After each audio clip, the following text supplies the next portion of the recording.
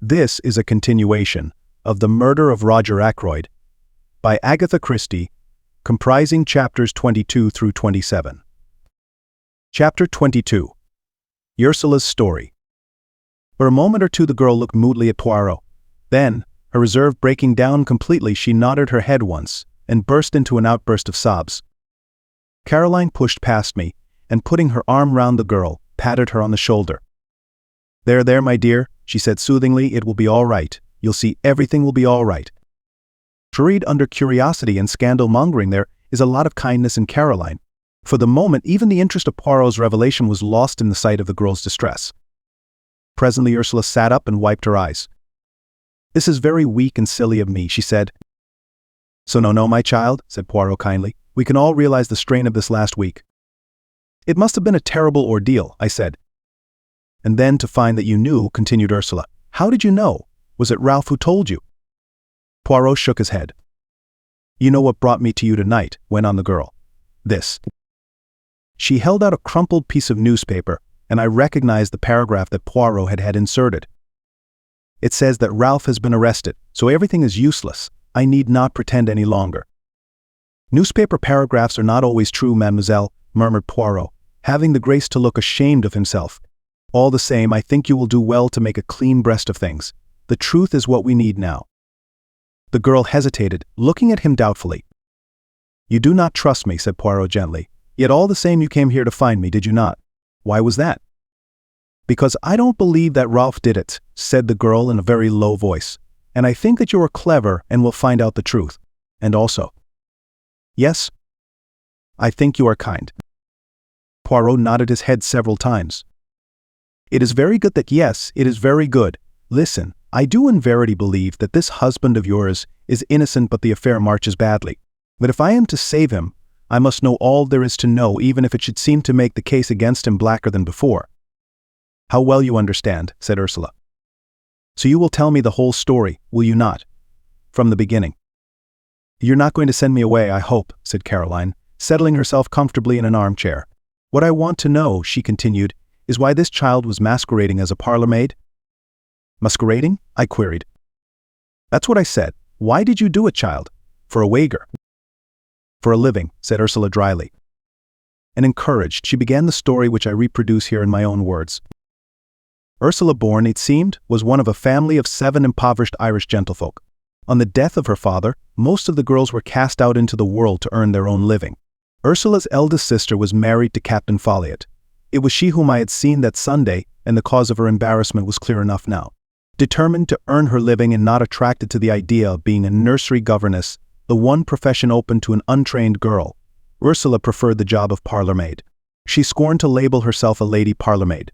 She would be the real thing, her reference being supplied by her sister. At Fernley, despite an aloofness which, as has been seen, caused some comment, she was a success at her job, quick, competent, and thorough. I enjoyed the work, she explained, and I had plenty of time to myself. And then came her meeting with Ralph Peyton and the love affair which culminated in a secret marriage. So Ralph had persuaded her into that, somewhat against her will. He had declared that his stepfather would not hear of his marrying a penniless girl. Better to be married secretly, and break the news to him at some later and more favorable minute. And so the deed was done, and Ursula Bourne became Ursula Peyton. Ralph had declared that he meant to pay off his debts, find a job, and then, when he was in a position to support her, and independent of his adopted father, they would break the news to him. But to people like Ralph Peyton, turning over a new leaf is easier in theory than in practice. And he hoped that his stepfather, while still in ignorance of the marriage, might be persuaded to pay his debts and put him on his feet again. But the revelation of the amount of Ralph's liabilities merely enraged Roger Ackroyd, and he refused to do anything at all. Some months passed, and then Ralph was bidden once more to Fernley. Roger Ackroyd did not beat about the bush. It was the desire of his heart that Ralph should marry Flora, and he put the matter plainly before the young man. And here it was that the innate weakness of Ralph Patten showed itself. As always, he grasped at the easy, the immediate solution. As far as I could make out, neither Flora nor Ralph made any pretense of love. It was on both sides a business arrangement. Roger Ackroyd dictated his wishes, they agreed to them. Flora accepted a chance of liberty, money, and an enlarged horizon. Ralph, of course, was playing a different game. But he was in a very awkward hole financially. He seized at the chance. His debts would be paid. He could start again with a clean sheet. His was not a nature to envisage the future, but I gather that he saw vaguely the engagement with Flora being broken off after a decent interval had elapsed. Both Flora and he stipulated that it should be kept a secret for the present. He was anxious to conceal it from Ursula.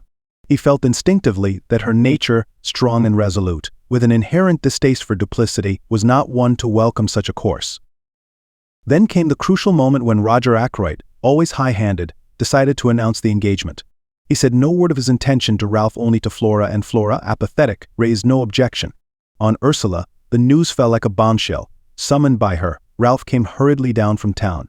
They met in the wood, where part of their conversation was overheard by my sister. Ralph implored her to keep silent for a little while longer. Ursula was equally determined to have done with concealments. She would tell Mr. Ackroyd the truth without any further delay. Husband and wife parted acrimoniously.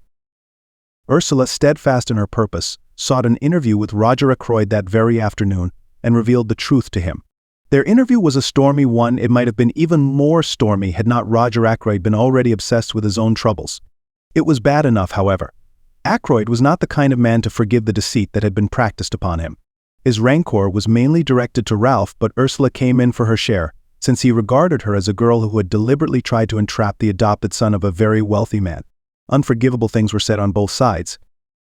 That same evening Ursula met Ralph by appointment in the small summer house, stealing out from the house by the side door in order to do so. Their interview was made up of reproaches on both sides. Ralph charged Ursula with having irretrievably ruined his prospects by her ill-timed revelation. Ursula reproached Ralph with his duplicity.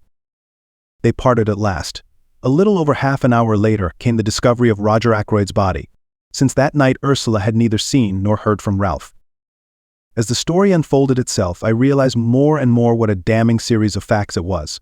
Alive, Ackroyd could hardly have failed to alter his will. I knew him well enough to realize that to do so would be his first thought. His death came in the nick of time for Ralph and Ursula Peyton. Small wonder the girl had held her tongue and played her part so consistently. Then my meditations were interrupted. It was Poirot's voice speaking, and I knew from the gravity of his tone that he too was fully alive to the implications of the position. "Mademoiselle, I must ask you one question, and you must answer it truthfully, for on it everything may hang. What time was it when you parted from Captain Ralph Peyton on in the summer house? Now, take a little minute so that your answer may be very exact." The girl gave a half laugh, bitter enough in all conscience. "What do you think? I haven't gone over that again and again in my own mind. It was just 9:30 when I went out to meet him. The Major Blunt was walking up and down the terrace, so I had to go round through the bushes to avoid him. It must have been about 27 minutes to 10 when I reached the summer house. Ralph was waiting for me. I was with him 10 minutes, not longer, for it was just 9:15 when I got back to the house." I saw now the insistence of her question the other day. If only Ackroyd could have been proved to have been killed before 9:45 and not after. I saw the reflection of that thought in Poirot's next question. "Who left the summer house first?" "I did." "Leaving Ralph Peyton in the summer house?" "Yes, but you don't think." "So, mademoiselle, it is of no importance what I think. What did you do when you got back to the house?" "I went up to my room." "And stayed there until when?" "Until about 10 o'clock. "Is there anyone who can prove that?" "Prove that I was in my room, you mean? Oh, no, but surely, I see they might think. I saw the dawning horror in her eyes. Poirot finished the sentence for her. "That it was you who entered by the window and stabbed Mr. Ackroyd as he sat in his chair." "Yes, they might think just that." "Nobody but a fool would think any such thing," said Caroline indignantly. She patted Ursula on the shoulder. The girl had her face hidden in her hands. "Horrible," she was murmuring. "Horrible." Caroline gave her a friendly shake. "Don't worry, my dear," she said. "Poirot doesn't think that really. As for that husband of yours, I don't think much of him, and I tell you so candidly, running away and leaving you to face the music." But Ursula shook her head energetically. "Oh no," she cried. "It wasn't like that at all. Ralph would not run away on his own account. And I see now, if he heard of his stepfather's murder, he might think himself that I had done it." "You wouldn't think any such thing," said Caroline. "I was so cruel to him that night, so hard and bitter. I wouldn't listen to what he was trying to say, wouldn't believe that he really cared. I just stood there telling him what I thought of him, and saying the coldest, cruelest that came into my mind, trying my best to hurt him." "Do him no harm," said Caroline. "Never worry about what you say to a man. They're so conceited that they never believe you mean it if it's unflattering." Ursula went on, nervously twisting and untwisting her hands. "When the murder was discovered and he didn't come forward, I was terribly upset. Just for a moment I wondered, but then I knew he couldn't. But I wished he would come forward and say openly that he'd had nothing to do with it. I knew that he was very fond of Dr. Shepherd, and I fancied that perhaps Dr. Shepherd might know where he was hiding." She turned to me. "That's why I said what I did to you that day. I thought, if you knew where he was, you might pass on the message to him." I exclaimed. "Why should James know where he was?" demanded Caroline sharply. "It was very unlikely, I know," admitted Ursula, "but Ralph had often spoken of Dr. Shepherd, and I knew that he would be likely to consider him as his best friend in King's Abbot. So my dear child," I said, "I have not the least idea where Ralph Peyton is at the present moment." "That is true enough," said Poirot. But Ursula held out the newspaper cutting in a puzzled fashion. "Ah, that," said Poirot, slightly embarrassed, "a bagatelle, mademoiselle. A rien du tout. Not for a moment do I believe that Ralph Peyton has been arrested." "But then," began the girl slowly. Poirot went on quickly. "So there is one thing I should like to know. Did Captain Peyton wear shoes or boots that night?" Ursula shook her head. "I can't remember." "A pity. But how should you? Now, madame," he smiled at her, his head on one side, his forefinger wagging eloquently, "no questions. And do not torment yourself. Be of good courage, and place your faith in Hercule Poirot." Chapter 23. Poirot's Little Reunion. "And now," said Caroline, rising, "that child is coming upstairs to lie down. Don't you worry, my dear. M. Poirot will do everything he can for you, be sure of that." "I ought to go back to Fernley," said Ursula uncertainly. But Caroline silenced her protests with a firm hand. "Nonsense, you're in my hands for the time being. You'll stay here for the present, anyway, eh, M. Poirot?" "Oh." "It will be the best plan," agreed the little Belgian. "This evening I shall want Mademoiselle, I beg her pardon, Madame, to attend my little reunion. 9 o'clock at my house. It is most necessary that she should be there." Caroline nodded, and went with Ursula out of the room. The door shut behind them. Poirot dropped down into a chair again. "So far so good," he said. "Things are straightening themselves out." "They're getting to look blacker and blacker against Ralph Peyton," I observed gloomily. Poirot nodded. "Yes, that is so, but it was to be expected, was it not?"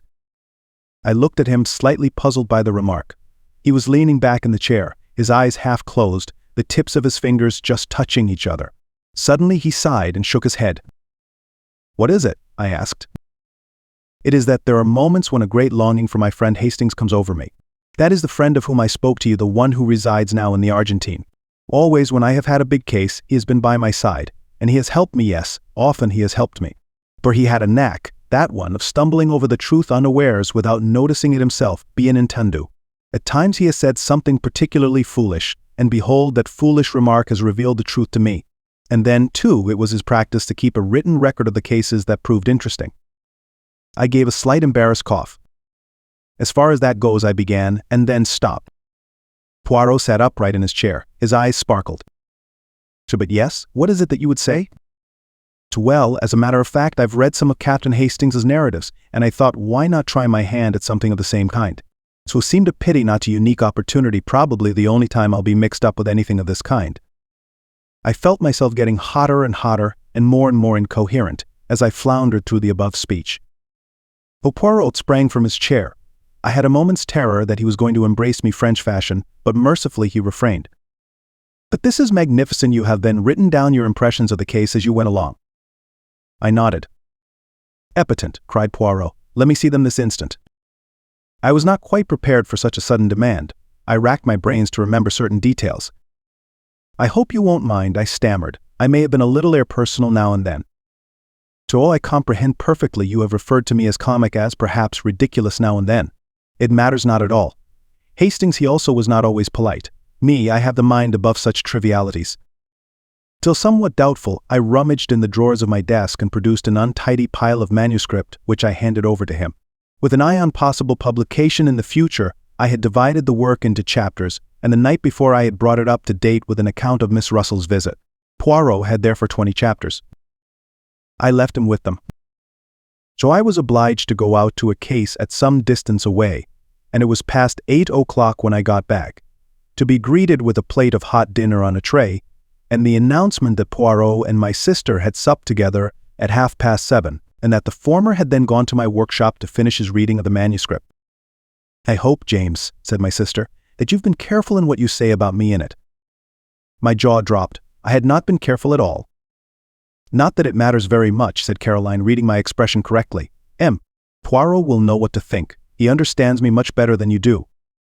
And I went into the workshop. Poirot was sitting by the window. The manuscript lay neatly piled on a chair beside him. He laid his hand on it and spoke. "Eh bien," he said, "I congratulate you on your modesty." "Oh," I said, rather taken aback. "And on your reticence," he added. I said, "Oh," again. "So not so did Hastings write," continued my friend. "On every page, many times was the word I. What he thought, what he did. But you have kept your personality in the background. Only once or twice does it obtrude in scenes of home life, shall we say?" I blushed a little before the twinkle in his eye. "What do you really think of the stuff?" I asked nervously. "You want my candid opinion?" "Yes." Poirot laid his jesting manner aside. "A very meticulous and accurate account," he said kindly. "You have recorded all the facts faithfully and exactly, though you have shown yourself becomingly reticent as to your own share in them. And it has helped you." "Yes, I may say that it has helped me considerably. Come, we must go over to my house and set the stage for my little performance." Caroline was in the hall. I think she hoped that she might be invited to accompany us. Poirot dealt with the situation tactfully. "I should much like to have had you present, mademoiselle," he said regretfully, "but at this juncture it would not be wise. See you, all these people tonight are suspects. Amongst them I shall find the person who killed Mr. Ackroyd." "You really believe that?" I said incredulously. "I see that you do not," said Poirot dryly. "Not yet do you appreciate Hercule Poirot at his true worth." At that minute Ursula came down the staircase. "You are ready, my child?" said Poirot. "That is good. We will go to my house together. Mademoiselle Caroline, believe me, I do everything possible to render you service. Good evening." So we went out, leaving Caroline rather like a dog who has been refused a walk, standing on the front doorstep gazing after us. So the sitting room at the Larches had been got ready. On the table were various syrups and glasses. Also a plate of biscuits. Several chairs had been brought in from the other room. Poirot ran to and fro rearranging things, pulling out a chair here, altering the position of a lamp there, occasionally stooping to straighten one of the mats that covered the floor. He was specially fussy over the lighting. The lamps were arranged in such a way as to throw a clear light on the side of the room, where the chairs were grouped, at the same time leaving the other end of the room, where I presumed Poirot himself would sit, in a dim twilight. Ursula and I watched him. Presently a bell was heard. "They arrive," said Poirot. "Good, all is in readiness." The door opened and the party from Fernley filed in. Poirot went forward and greeted Mrs. Ackroyd and Flora. "It is most good of you to come," he said, "and Major Blunt and Mr. Raymond." The secretary was de bon air as ever. "What's the great idea?" he said, laughing. "Some scientific machine. Do we have bands round our wrists which register guilty heartbeats? There is such an invention, isn't there?" "I have read of it, yes," admitted Poirot, "but me, I am old-fashioned. I use the old methods. I work only with the little gray cells. Now let us begin, but first I have an announcement to make to you all." He took Ursula's hand and drew her forward. "This lady is Mrs. Ralph Peyton. She was married to Captain Peyton last March." A little shriek burst from Mrs. Ackroyd. "Ralph, married. Last March. Oh, but it's absurd. How could he be?" She stared at Ursula as though she had never seen her before. "Married to Bourne?" she said. "Really, Mep Poirot, I don't believe you." Ursula flushed and began to speak, but Flora forestalled her. Going quickly to the other girl's side, she passed her hand through her arm. "You must not mind our being surprised," she said. "You see, we had no idea of such a thing. You and Ralph have kept your secret very well. I am very glad about it." "You are very kind, Miss Ackroyd," said Ursula in a low voice, "and you have every right to be exceedingly angry. Ralph behaved very badly, especially to you." "You needn't worry about that," said Flora, giving her arm a consoling little pat. "Ralph was in a corner and took the only way out. I should probably have done the same in his place. I do think he might have trusted me with the secret, though. I wouldn't have let him down." Poirot rapped gently on a table and cleared his throat significantly. "The board meeting's going to begin," said Flora. "Poirot hints that we mustn't talk. But just tell me one thing. Where is Ralph? You must know if anyone does." "But I don't," cried Ursula almost in a wail. "That's just it, I don't." "So isn't he detained at Liverpool?" asked Raymond. "It said so in the paper."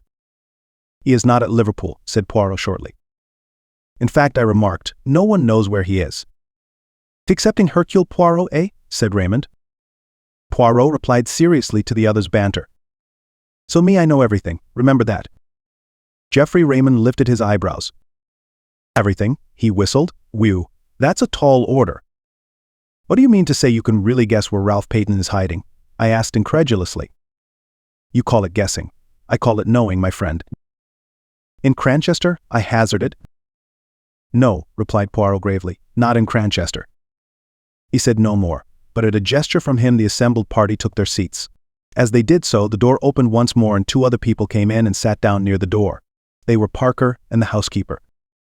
"The number is complete," said Poirot. "Everyone is here." There was a ring of satisfaction in his tone, and with the sound of it, I saw a ripple of something like uneasiness pass over all those faces grouped at the other end of the room. There was a suggestion in all this as of a trap that had closed. Poirot read from a list in an important manner. "Mrs. Ackroyd, Miss Flora Ackroyd, Major Blunt, Mr. Geoffrey Raymond, Mrs. Ralph Peyton, John Parker, Elizabeth Russell." He laid the paper down on the table. "What's the meaning of all this?" began Raymond. "The list I have just read," said Poirot, "is a list of suspected persons. Every one of you present had the opportunity to kill Mr. Ackroyd." With a cry, Mrs. Ackroyd sprang up, her throat working. "So I don't like it," she wailed. "I don't like it. I would much prefer to go home." "You cannot go home, madame," said Poirot sternly, "until you have heard what I have to say." He paused a moment, then cleared his throat. "I will start at the beginning.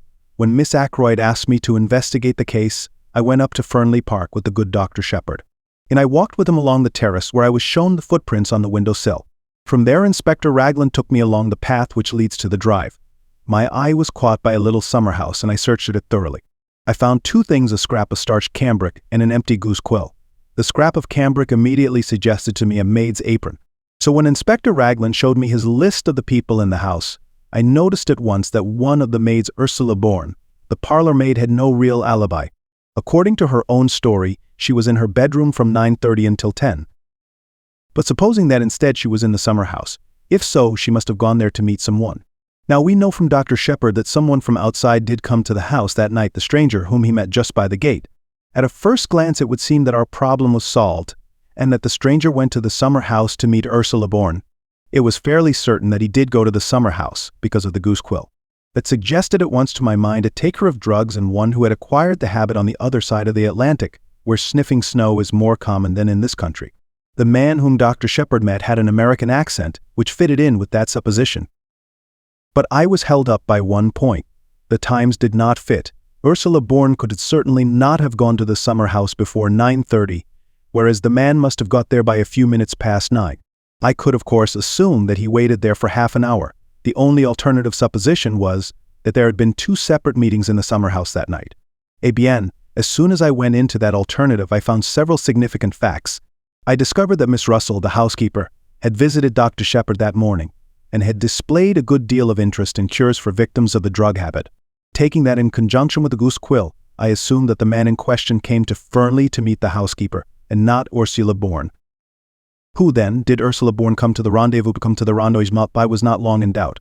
First I found a wedding ring with from R, and a date inside it. Then I learnt that Ralph Peyton had been seen coming up the path which led to the summer house at 25 minutes past 9, and I also heard of a certain conversation which had taken place in the wood near the village that very afternoon, a conversation between Ralph Peyton and some unknown girl. So I had my facts succeeding each other in a neat and orderly manner. A secret marriage, an engagement announced on the day of the tragedy, the stormy interview in the wood, and the meeting arranged for the summer house that night. Incidentally, this proved to me one thing, that both Ralph Peyton and Ursula Bourne, or Peyton, had the strongest motives for wishing Mr. Ackroyd out of the way. And it also made one other point unexpectedly clear. It could not have been Ralph Peyton who was with Mr. Ackroyd in the study at 9:30. So we come to another and most interesting aspect of the crime. So not Ralph Peyton, who was in the summer house with his wife, not Charles Kent, who had already left. Who then? I posed my cleverest, my most audacious question. Was anyone with him? Poirot leaned forward and shot the last words triumphantly at us, drawing back afterwards with the air of one who has made a decided hit. Raymond, however, did not seem impressed and lodged a mild protest. I don't know if you're trying to make me out a liar, M. Poirot, but the matter does not rest on my evidence alone except perhaps as to the exact words used. So remember Major Blunt also heard Mr. Ackroyd talking to someone. He was on the terrace outside and couldn't catch the words clearly, but he distinctly heard the voices. Poirot nodded. I have not forgotten, he said quietly, but Major Blunt was under the impression that it was you to whom Mr. Ackroyd was speaking. For a moment Raymond seemed taken aback, then he recovered himself. Blunt knows now that he was mistaken, he said. It's exactly, agreed the other man. Yet there must have been some reason for his thinking so, mused Poirot. Oh no, he held up his hand in protest. I know the reason you will give, but it is not enough. So we must seek elsewhere. I will put it this way. From the beginning of the case I have been struck by one thing, the nature of those words which Mr. Raymond overheard. It has been amazing to me that no one has commented on them, has seen anything odd about them. He paused a minute and then quoted softly. The calls on my purse have been so frequent of late that I fear it is impossible for me to accede to your request. Does nothing strike you as odd about that? I don't think so, said Raymond. He has frequently dictated letters to me, using almost exactly those same words. Exactly, cried Poirot. That is what I seek to arrive at. Would any man use such a phrase in talking to another? Impossible that that should be part of a real conversation. Now, if he had been dictating a letter. I mean he was reading a letter aloud, said Raymond slowly. Even so, he must have been reading to someone. But why? We have no evidence that there was anyone else in the room. No other voice but Mr. Ackroyd's was heard, remember. Surely a man wouldn't read letters of that type aloud to himself, not unless he was well going balmy. You have all forgotten one thing, said Poirot softly, the stranger who called at the house the preceding Wednesday. They all stared at him. Yes, said Poirot, nodding encouragingly. On Wednesday. The young man was not of himself important, but the firm he represented interested me very much. The dictaphone company, gasped Raymond. I see it now. A dictaphone, that's what you think? Poirot nodded. Mr. Ackroyd had promised to invest in a dictaphone, you remember. Me, I had the curiosity to inquire of the company in question. Their reply is that Mr. Ackroyd did purchase a dictaphone from their representative. Why he concealed the matter from you, I do not know. He must have meant to surprise me with it, murmured Raymond. He had quite a childish love of surprising people. I meant to keep it up his sleeve for a day or so. Probably was playing with it like a new toy. Yes, it fits in. You're quite right, no one would use quite those words in casual conversation. It explains, too, said Poirot, why Major Blunt thought it was you who were in the study. Such scraps as came to him were fragments of dictation, and so his subconscious mind deduced that you were with him. His conscious mind was occupied with something quite different, the white figure he had caught a glimpse of. He fancied it was Miss Ackroyd. Really, of course, it was Ursula Bourne's white apron he saw as she was stealing down to the summer house. Raymond had recovered from his first surprise.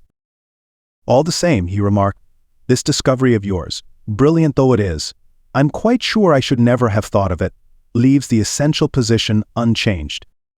Mr. Ackroyd was alive at 9:30, since he was speaking into the dictaphone. It seems clear that the man Charles Kent was really off the premises by then. As to Ralph Peyton, he hesitated, glancing at Ursula. Her color flared up, but she answered steadily enough. Ralph and I parted just before 9:45. He never went near the house, I am sure of that. If he had no intention of doing so, the last thing on earth he wanted was to face his stepfather. He would have funked it badly. It isn't that I doubt your story for a moment, explained Raymond. I've always been quite sure Captain Peyton was innocent. But one has to think of a court of law and the questions that would be asked. He is in a most unfortunate position, but if he were to come forward... Poirot interrupted. That is your advice, yes? That he should come forward? Certainly, if you know where he is. So I perceive that you do not believe that I do know, and yet I have told you just now that I know everything. So the truth of the telephone call, of the footprints on the window sill, of the hiding place of Ralph Peyton. Where is he? Said Blunt sharply. Not very far away, said Poirot, smiling. In Cranchester? I asked. Poirot turned towards me. But always you ask me that. The idea of Cranchester it is with you an ID fix. No, he is not in Cranchester. He is there. He pointed a dramatic forefinger. Everyone's head turned. Ralph Peyton was standing in the doorway. Chapter 24. Ralph Peyton's story. It was a very uncomfortable minute for me. I hardly took in what happened next, but there were exclamations and cries of surprise. When I was sufficiently master of myself to be able to realize what was going on, Ralph Peyton was standing by his wife, her hand in his, and he was smiling across the room at me. Poirot, too, was smiling, and at the same time shaking an eloquent finger at me. Have I not told you at least 36 times that it is useless to conceal things from Hercule Poirot? He demanded. That in such a case he finds out. He turned to the others. One day, you remember, we held a little séance about a table, just the 6 of us. I accused the other 5 persons present of concealing something from me. 4 of them gave up their secret. Dr. Shepherd did not give up his, but all along I have had my suspicions. Dr. Shepherd went to the Three Boars that night, hoping to find Ralph. He did not find him there, but supposing, I said to myself, that he met him in the street on his way home. Dr. Shepherd was a friend of Captain Peyton's, and he had come straight from the scene of the crime. He must know that things looked very black against him. Perhaps he knew more than the general public did. I did, I said ruefully. I suppose I might as well make a clean breast of things now. I went to see Ralph that afternoon. At first he refused to take me into his confidence, but later he told me about his marriage and the hole he was in. As soon as the murder was discovered, I realized that once the facts were known, suspicion could not fail to attach to Ralph or, if not to him, to the girl he loved. That night I put the facts plainly before him. The thought of having possibly to give evidence which might incriminate his wife made him resolve at all costs to. I hesitated, and Ralph filled up the gap. To do a bunk, he said graphically. You see, Ursula left me to go back to the house. I thought it possible that she might have attempted to have another interview with my stepfather. He had already been very rude to her that afternoon. It occurred to me that he might have so insulted her in such an unforgivable manner that without knowing what she was doing. He stopped. Ursula released her hand from his and stepped back. You thought that, Ralph. You actually thought that I might have done it. Let us get back to the culpable conduct of Dr. Shepherd, said Poirot dryly. Dr. Shepherd consented to do what he could to help him, and he was successful in hiding Captain Peyton from the police. To where? Asked Raymond. In his own house? Ah, no indeed, said Poirot. You should ask yourself the question that I did. If the good doctor is concealing the young man, what place would he choose? It must necessarily be somewhere near at hand. I think of Cranchester. A hotel. So lodgings? Even more emphatically, no. Where then? Ah, I have it. A nursing home. A home for the mentally unfit. I test my theory. I invent a nephew with mental trouble. Well, consult Mademoiselle Shepherd as to suitable homes. She gives me the names of 2 near Cranchester, to which her brother has sent patients. If I make inquiries, yes. At one of them the patient was brought there by the doctor himself early on Saturday morning. So that patient, though known by another name, I had no difficulty in identifying as Captain Peyton. After certain necessary formalities, I was allowed to bring him away. He arrived at my house in the early hours of yesterday morning. I looked at him ruefully. Caroline's Home Office expert, I murmured. And to think I never guessed. You see now why I drew attention to the reticence of your manuscript, murmured Poirot. It was strictly truthful as far as it went, but it did not go very far, my friend? I was too abashed to argue. Dr. Shepherd has been very loyal, said Ralph. He has stood by me through thick and thin. And he did what he thought was the best. I see now, from what M. Poirot has told me, that it was not really the best. But I should have come forward and faced the music. You see, in the home, we never saw a newspaper. I knew nothing of what was going on. Dr. Shepherd has been a model of discretion, said Poirot dryly. But me, I discover all the little secrets. It is my business. Now we can have your story of what happened that night, said Raymond impatiently. You know it already, said Ralph. There's very little for me to add.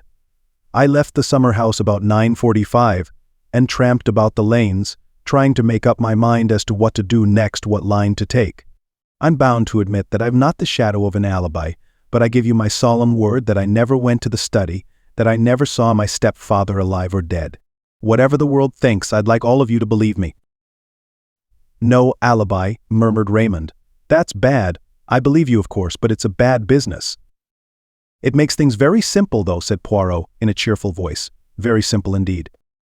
We all stared at him. You see what I mean? No, just this to save Captain Peyton, the real criminal must confess. He beamed round at us all. But yes, I mean what I say. See now, I did not invite Inspector Raglan to be present. That was for a reason.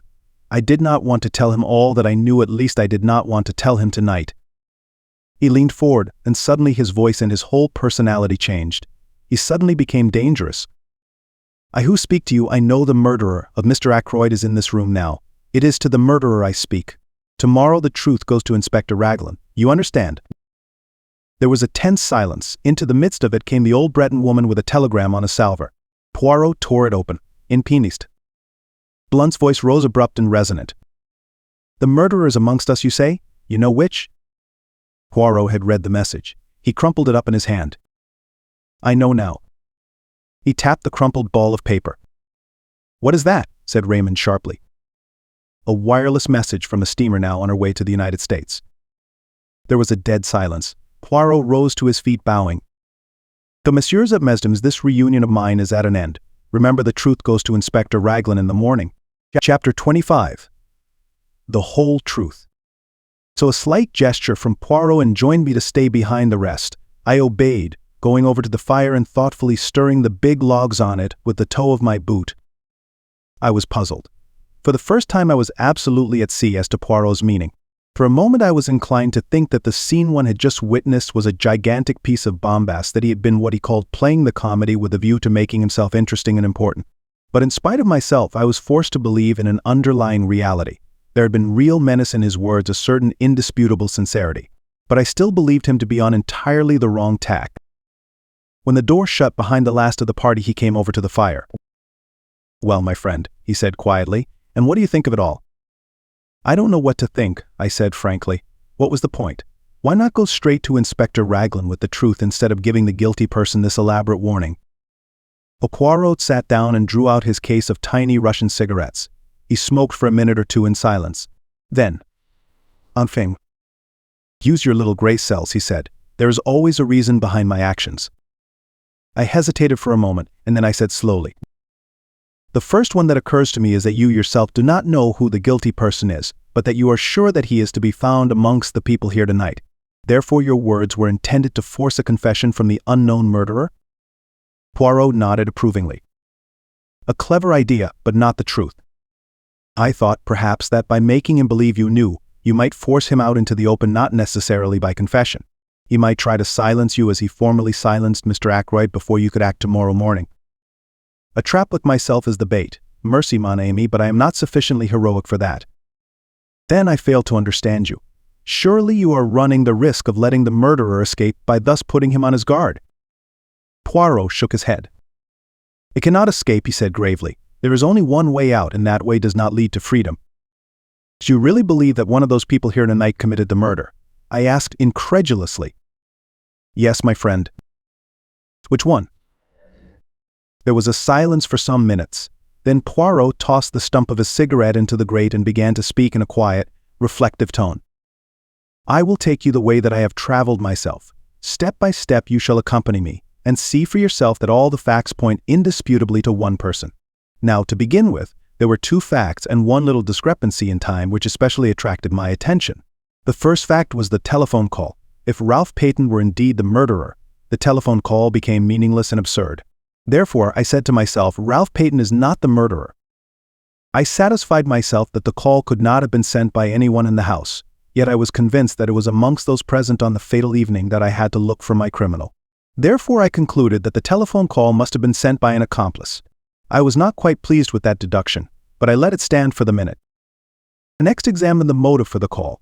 That was difficult. I could only get at it by judging its result, which was that the murder was discovered that night instead of in all probability the following morning. You agree with that? Yes, I admitted. Yes, as you say, Mr. Ackroyd, having given orders that he was not to be disturbed, nobody would have been likely to go to the study that night. Tresbine. The affair marches, does it not? But matters were still obscure. What was the advantage of having the crime discovered that night in preference to the following morning? So the only idea I could get hold of was that the murderer, knowing the crime was to be discovered at a certain time, could make sure of being present when the door was broken in, or at any rate immediately afterwards. Then now we come to the second fact the chair pulled out from the wall.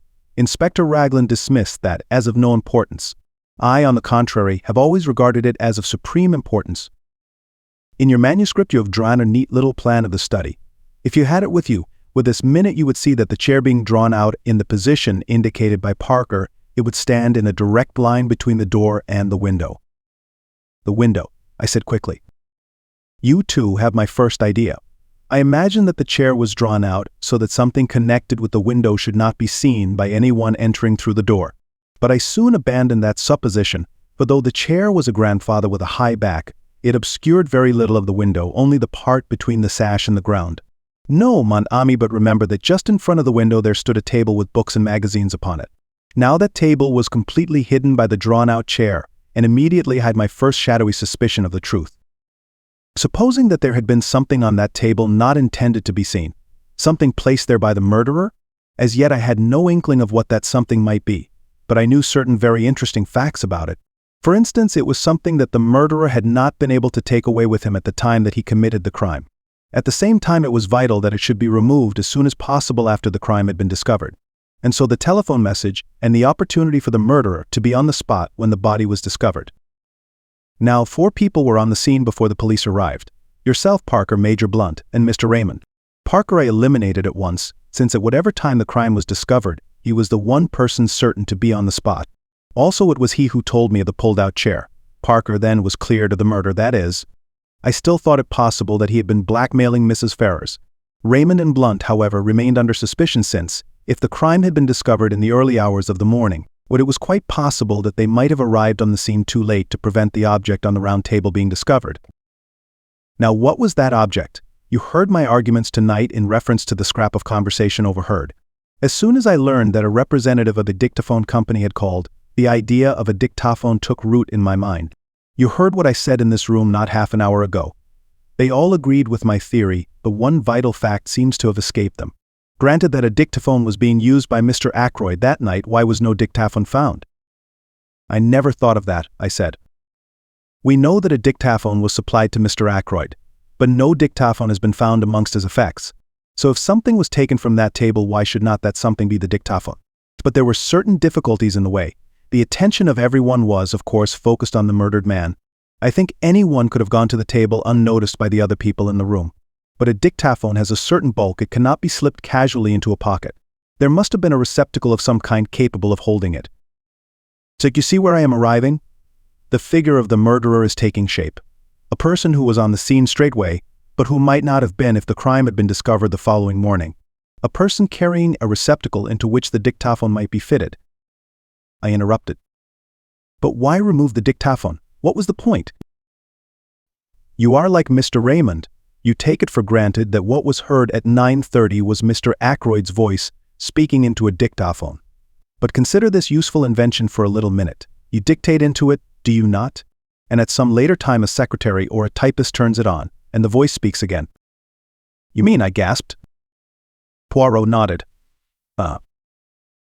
Yes, I mean that. At 9:30 Mr. Ackroyd was already dead. It was the dictaphone speaking, not the man. And the murderer switched it on. Then he must have been in the room at that minute. Possibly. But we must not exclude the likelihood of some mechanical device having been applied something after the nature of a time lock, or even of a simple alarm clock. But in that case we must add 2 qualifications to our imaginary portrait of the murderer. It must be someone who knew of Mr. Ackroyd's purchase of the dictaphone and also someone with the necessary mechanical knowledge. I had got thus far in my own mind when we came to the footprints on the window ledge. Here there were 3 conclusions open to me. 1. They might really have been made by Ralph Peyton. He had been at Fernley that night and might have climbed into the study and found his uncle dead there. That was one hypothesis. 2. There was the possibility that the footmarks might have been made by somebody else who happened to have the same kind of studs in his shoes. But the inmates of the house had shoes soled with crepe rubber, and I declined to believe in the coincidence of someone from outside having the same kind of shoes as Ralph Peyton wore. Charles Kent, as we know from the barmaid of the Dog and Whistle, had on a pair of boots clean dropping off him. 3. Those prints were made by someone deliberately trying to throw a attribution on Ralph Peyton.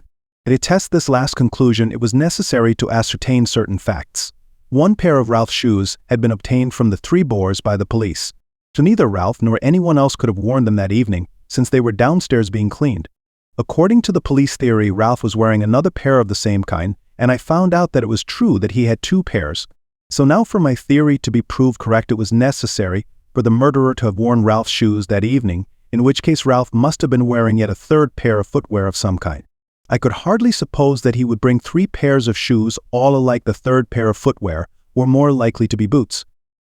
I got your sister to make inquiries on this point, laying some stress on the color, in order, I admit it, frankly, to obscure the real reason for my asking. You know the result of her investigations. Ralph Payton had had a pair of boots with him. The first question I asked him when he came to my house yesterday morning was what he was wearing on his feet on the fatal night. He replied at once that he had worn boots, he was still wearing them, in fact having nothing else to put on. So we get a step further in our description of the murderer, a person who had the opportunity to take these shoes of Ralph Payton's from the Three Boars that day. He paused, and then said, with a slightly raised voice, "There is one further point. The murderer must have been a person who had the opportunity to purloin that dagger from the silver table. That you might argue that anyone in the house might have done so, but I will recall to you that Miss Ackroyd was very positive that the dagger was not there when she examined the silver table." He paused again. "Let us recapitulate now that all is clear. That a person who was at the Three Boars earlier that day, a person who knew Ackroyd well enough to know that he had purchased a dictaphone, a person who was of a mechanical turn of mind, who had the opportunity to take the dagger from the silver table before Miss Flora arrived, who had with him a receptacle suitable for hiding the dictaphone such as a black bag, and who had the study to himself for a few minutes after the crime was discovered while Parker was telephoning for the police. In fact, Dr. Shepard." Chapter 26. And nothing but the truth. There was a dead silence for a minute and a half. Then I laughed. "You're mad," I said. "No," said Poirot placidly, "I am not mad. It was the little discrepancy in time that first drew my attention to you right at the beginning." "Discrepancy in time?" I queried, puzzled. "But yes, you will remember that everyone agreed, you yourself included, that it took 5 minutes to walk from the lodge to the house, less if you took the shortcut to the terrace. But you left the house at 10 minutes to 9 both by your own statement and that of Parker, and yet it was 9 o'clock as you passed through the lodge gates. It was a chilly night, not an evening a man would be inclined to dawdle.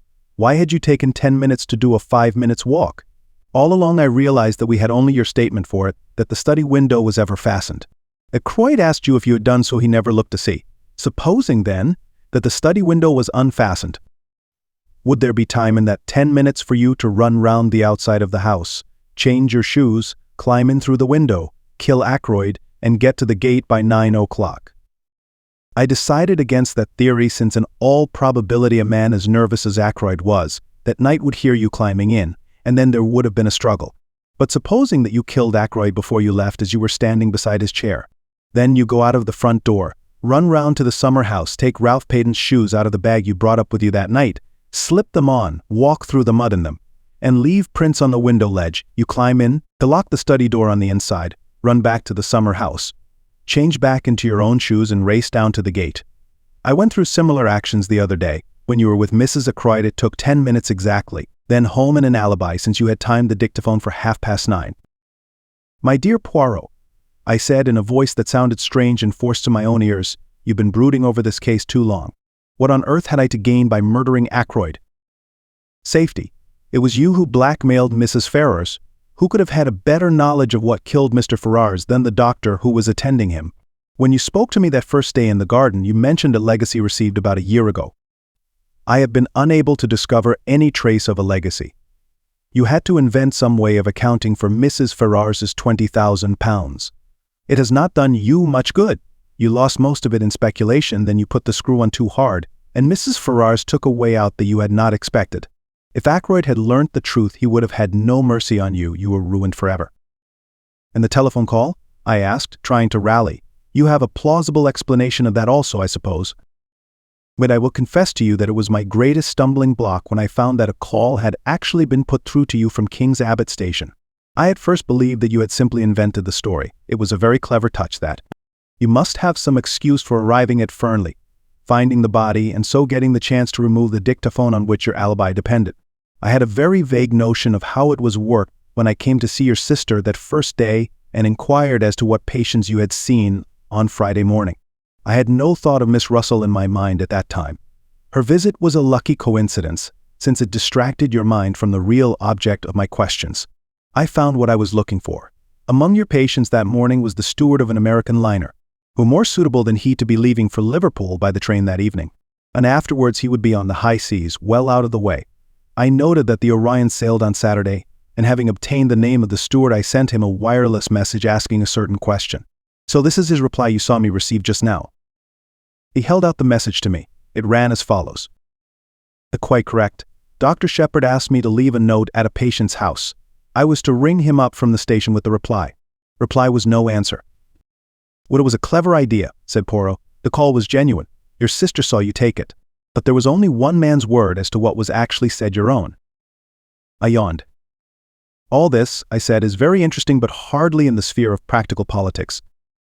"You think not. Remember what I said, the truth goes to Inspector Raglan in the morning. But for the sake of your good sister, I am willing to give you the chance of another way out. There might be, for instance, an overdose of a sleeping draught. You comprehend me? But Captain Ralph Peyton must be cleared cava sans dire. I should suggest that you finish that very interesting manuscript of yours, but abandoning your former reticence." "You seem to be very prolific of suggestions," I remarked. "Are you sure you've quite finished?" "Now that you remind me of the fact, it is true that there is one thing more. It would be most unwise on your part to attempt to silence me as you silenced M. Ackroyd. That kind of business does not succeed against Hercule Poirot, you understand." "My dear Poirot," I said, smiling a little, "whatever else I may be, I am not a fool." I rose to my feet. Well, I said with a slight yawn, "I must be off home. Thank you for a most interesting and instructive evening." Poirot also rose and bowed with his accustomed politeness as I passed out of the room. Chapter 27. Apologia. 5 a.m. I am very tired, but I have finished my task. My arm aches from writing. A strange end to my manuscript. I meant it to be published some day as the history of one of Poirot's failures. Odd how things pan out. All along I've had a premonition of disaster, from the moment I saw Ralph Peyton and Mrs. Ferrars with their heads together. I thought then that she was confiding in him. As it happened, I was quite wrong there, but the idea persisted even after I went into the study with Ackroyd that night, until he told me the truth. Poor old Ackroyd. I'm always glad that I gave him a chance. I urged him to read that letter before it was too late. Or let me be honest, didn't I subconsciously realize that with a pig-headed chap like him, it was my best chance of getting him not to read it? His nervousness that night was interesting psychologically. He knew danger was close at hand, and yet he never suspected me. The dagger was an afterthought. I'd brought up a very handy little weapon of my own. But when I saw the dagger lying in the silver table, it occurred to me at once how much better it would be to use a weapon that couldn't be traced to me. I suppose I must have meant to murder him all along. As soon as I heard of Mrs. Ferrars's death, I felt convinced that she would have told him everything before she died. When I met him and he seemed so agitated, I thought that perhaps he knew the truth, but that he couldn't bring himself to believe it, and was going to give me the chance of refuting it. So I went home and took my precautions. If the trouble were after all only something to do with Ralph, well, no harm would have been done. The dictaphone he had given me 2 days before to adjust. Something had gone a little wrong with it, and I persuaded him to let me have a go at it, instead of sending it back. I did what I wanted to it, and took it up with me in my bag that evening. I am rather pleased with myself as a writer. What could be neater, for instance, than the following? The letters were brought in at 20 minutes to 9. It was just on 10 minutes to 9 when I left him, the letter still unread. I hesitated with my hand on the door handle, looking back and wondering if there was anything I had left undone. All true, you see. But suppose I had put a row of stars after the first sentence. Would somebody then have wondered what exactly happened in that blank 10 minutes? So when I looked round the room from the door, I was quite satisfied. Nothing had been left undone. The dictaphone was on the table by the window, timed to go off at 9:30. The mechanism of that little device was rather clever, based on the principle of an alarm clock, and the armchair was pulled out so as to hide it from the door. And I must admit that it gave me rather a shock to run into Parker just outside the door. I have faithfully recorded that fact. Then later, when the body was discovered, and I had sent Parker to telephone for the police, what a judicious use of words, I did what little had to be done. It was quite little just to shove the dictaphone into my bag and push back the chair against the wall in its proper place. I never dreamed that Parker would have noticed that chair. Logically, he ought to have been so agog over the body as to be blind to everything else. But I hadn't reckoned with the trained servant complex. I wish I could have known beforehand that Flora was going to say she'd seen her uncle alive at 9:45. That puzzled me more than I can say. In fact, all through the case there have been things that puzzled me hopelessly. Every one seems to have taken a hand. My greatest fear all through has been Caroline. I have fancied she might guess. Curious the way she spoke that day of my strain of weakness. Well, she will never know the truth. There is, as Poirot said, one way out. I can trust him. He and Inspector Raglan will manage it between them. I should not like Caroline to know. She is fond of me, and then too she is proud. My death will be a grief to her, but grief passes. When I have finished writing, I shall enclose this whole manuscript in an envelope and address it to Poirot. And then what shall it be? Veronal. There would be a kind of poetic justice. Not that I take any responsibility for Mrs. Ferrars's death. It was the direct consequence of her own actions. I feel no pity for her. I have no pity for myself either. So let it be Veronal. But I wish Hercule Poirot had never retired from work and come here to grow vegetable marrows. The end. Best audiobooks for free hopes that you have enjoyed this production of The Murder of Roger Ackroyd by Agatha Christie. Please subscribe to our channel on YouTube and Rumble, as your subscription is the support we need to create more great, free content. Please look to our website at bestaudiobooksforfree.com for a complete list of our audiobooks.